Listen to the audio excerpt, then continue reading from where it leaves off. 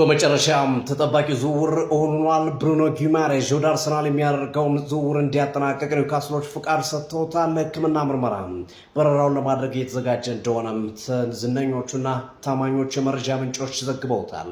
ከዴቪድ ኦርኒስተን እስከ ፋብሪዚዮ ሮማኖ የዓለም መገናኛ ብዙሃኖች በሙሉ እየተቀባበሉት የሚገኘው ዜና ሆኗል። ብሩኖ ጊማሬሽ መድፈኛ ሆኗል። ምናልባት በቪኒሲየስ ጁኒየር ዝውውር ጉዳይ ጥላ ስላለበት ወይም ጥላ ስላጠላበት እንጂ ይሄ ለአርሰናል እጅግ ምርጡ ዝውውር ነው ማለት ይቻላል። በነገራችን ላይ አርሰናል ቀድሞ ከተጠየቀው ገንዘብ በታችም መክፈሉ ተረጋግጧል። ኒውካስሎች ከ80 እስከ 85 ሚሊዮን ፓውንድ ለተጫዋች ዝውውር ሲፈልጉ የቆዩ ቢሆንም አርሰናል ግን በ75 ሚሊዮን ፓውንድ ዝውውሩን ገሎታል፣ ጨርሶታል። በነገራችን ላይ ከዝውውሩ ጋር በተያያዘ ሰኞ ዕለት ብሩኖ ጊማሬሽ የሕክምና ምርመራ ለማድረግ ቀነ ቀጠሮ ተይዞለት ነበረ። ይሁንና ኒውካስሎችና አርሰናሎች ከቦነስ ክፍያ ጋር በተያያዘ አልተስማሙ ነበረ። የመጨረሻ ውሳኔ ያደረጉት ቦነሱ ይቅር ሙሉ በሙሉ ገንዘቡን ክፈሉና አሉ።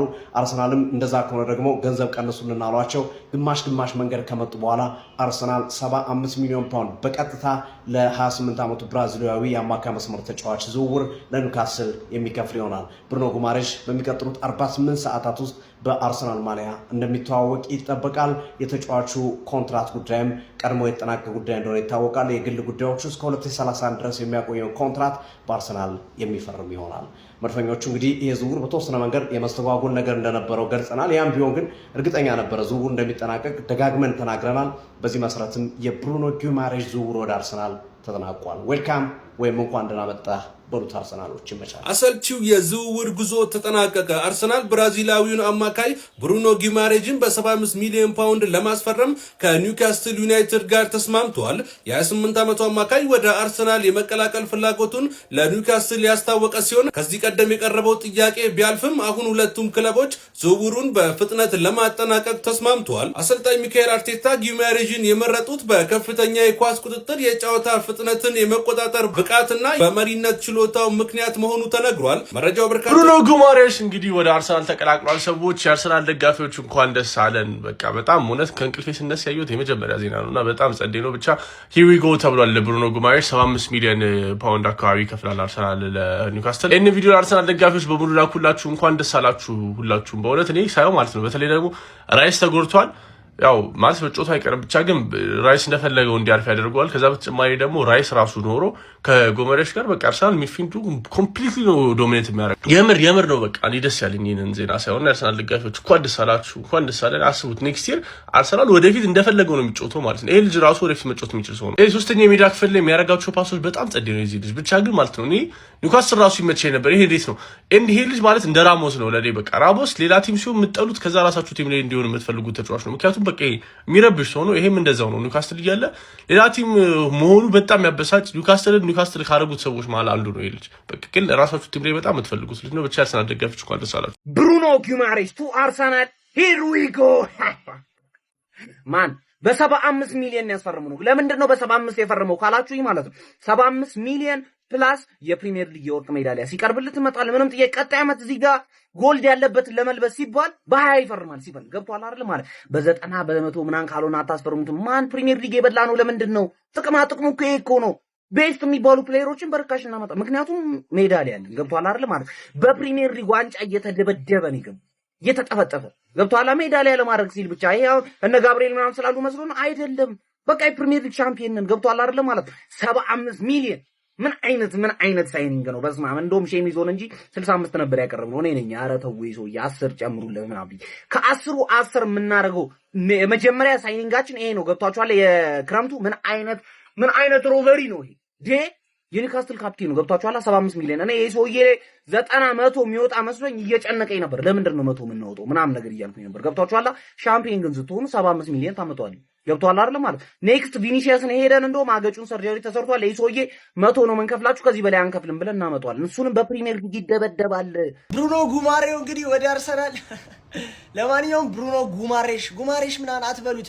የሚጠራው ስሙ ብሩኖ ጊማሬሽ ነው። ጊማሬሽ ኮሜንታተሮቹ ምናምን ሲሉ ሰምቼ ነው እኔ። ጊማሬሽ ትንሽ ዊርድ ሆነብኝ። ችግር የለውም ለምን ጊማሬም አትሉትም? ግን ኤኒዌይ ስለ ትራንስፈሩ ስናወራ በጣም ምርጥ ሳይኒንግ። በቃ እኔ ቪኒ ሲጀመር አይመጣም፣ ሳክስ ነው መቼም አይመጣም። ቪኒ ከመጣ እኔ ቅጡኝ ሜሙላ ስሩብኝ ለአመት። ቪኒ መቼም ወደ አርሰናል አይመጣም። ግን ብሩኖ ጊማሬሽ አሁን የሚገርም ሳይኒንግ ነው ከራይስ ጋር የሚገርም ጥምረት። እኔ ይሄንን ልጅ ነበር የፈራሁት። ጀበር ቪኒ ቢመጣም ምንም አይፈጠርም፣ ግን አሁን ይሄ ሰውዬ በጣም ከባድ ነው፣ በጣም ከባድ ነው። አብረው ተጣምረው በተለይ አርቴታ ማጣመር ከቻለ አርቴታ ስለሆነ ለነገሩ አርቴታም ለቆታል፣ በልቷል ኦልሬዲ። ከዚህ በኋላ ምንም ነገር ለመሞከር የሚፈራው ነገር አይኖርም።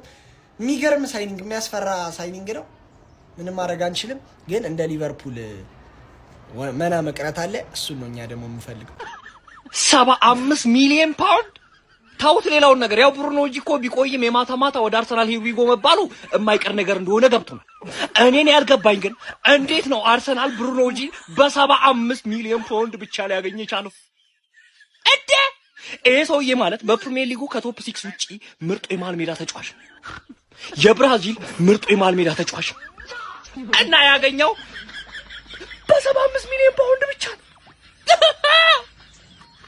እንዴት ነው የምትከራከሩት? በእናትህ አንድሬ ቤርታ እንዴት ነው የምትከራከረው? ብሬለኝ ምናምን ብለህ እንዴት ነው የሚከራከሩት እነዚህ ሰዎች? እኔ ምን እነግርሃለሁ። ስለዚህ ከስር ማስቀመጠው ቪዲዮ ላይ ብዙ ተናግሬያለሁ። ይችላል ያላችሁ ሚድፊልደር ላይ አፕግሬድ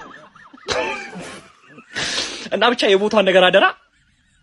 እንኳን ደስ አለን። እግዚአብሔር ነው የምላችሁ። አንድሪያ ቤርታ ማለት ነው በጭራሽ የማይሰጥ ሰው ነው። አትበሰማ እኔ በዚህ ዝውውር መስኮት ራሱ ስትወቅሱት ነበር። ያ ዞርዲስ የሚባለው ተጫዋች በጣም ሚሽል ተጫዋች ነው። ባይዘወይ ታዩታላችሁ ማለት ነው። ፕላስ የኛው ፊርማ ማለት ነው እኔ በጣም አንደርሬትድ ላለፉት አመታት ብሩኖ ጊማሬሽ በጣም አንደርሬትድ ተጫዋች ነውና ይሄንን ተጫዋች ኢማጂን ነው ክለባችን ውስጥኛ ራይስ ሲያልፍ ማለት ነው ቡድናችን ምን ያህል ባላንሱ እንደሚስት ምናምን ነገር ታውቃላችሁ። ያለሱ ስጋታችን ምናምን በጣም ከባድ ነው ማለት ነው። አሁን ግን ስንፈልግ ራይስን አስቀምጠለው ራሱን ራይስን ነው የምንተካው ማለት ነው። ከዛ ደግሞ አንድ ላይ ማጣመር ይቻላል። ኧረ በስመ አብ ምን አይነት ውድድር ሊሆን እንደሚችል አስቡ። እኔ ማለት ነው እግዚአብሔር ነው የምላችሁ በሞደርን ፉትቦል ኢቨን ፔዥን መመልከት ትችላላችሁ። ስፔን አሁን ዓለም ዋንጫው እንዴት እንዳሸነፈች መመልከት ትችላላችሁ።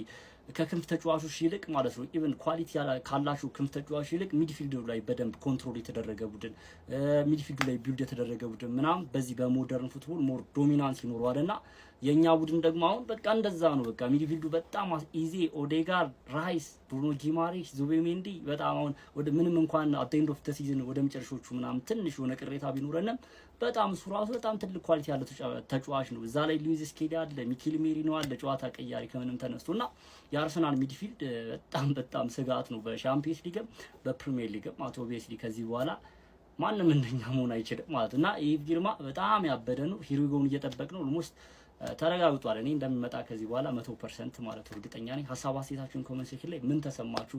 በዚህ ፊርማ አንድሬ ቤርታን ስትወቅሱ የነበራችሁ ሰዎች በቃ አሁን ልክ ነው እኮ በቃ ይሄ ኳሊቲ ያላችሁ ተጫዋቾች በቃ ብሩኖ ጊማሬሽ አሁን ከመጣ ማለት ነው ማውጣት ካለብን አሁን ቪኒ ምናምን የሚመጣ ከሆነ የማይመጣ ከሆነ እኔ ተጫዋች የምናስፈርም አይመስለኝም። አስፈርም ከሆነ በሌፍት ዊንግ በኩል ምናምን እስኪ እናያለን። ነገር ግን በቃ እንደዚህ ነው። በቃ ኳሊቲ ያለው ተጫዋች አንድ የሚያስፈልገን ተጫዋች አመጣ። ሌላ ካለ ሌፍት ዊንግ እንደ ቪኒ ጋር ከተስማማን ካልሆነ ግን ያን ያህል የምናማርበት ምናምን የዝውውር መስኮት ነው ብዬ አላስብም። ማለቱ ገና አላለቀም ሲል ሌሎች ተጫዋቾች የማስፈረም እድል ይኖረናል። ሀሳብ አስተያየታችሁን አርሰናልን እጅግ አስፈሪ የሚያደርጉት 5 እውነታዎች ብሩኖ ጊማሬሽ ለአርሰናል ሲጫወት አንደኛ ይህ ተጫዋች ሚድፊልዱን እጅግ በጣም ነው ኮንትሮል ሊያደርገው የሚችለው። የሚገራርሙ ፓሶችን እየሰጠ ጥሩ ፖዚሽኒንግ እየያዘ ቴምፖን በደንብ ዲቴክት አድርጎ የሚጫወት ተጫዋች ነው፣ እንደምታውቁት ኒውካስትል ቤት ማለት ነው። ሁለተኛ ኳሱን የሚያሸንፍበት መንገድ በጣም ፕሪሳይስ ነው። ታክል ሲወርድ ኢንተርሴፕት ሲያደርግ እጅግ በጣም ኳሊቲ ያላቸውን ስራ ነው የሚሰራው።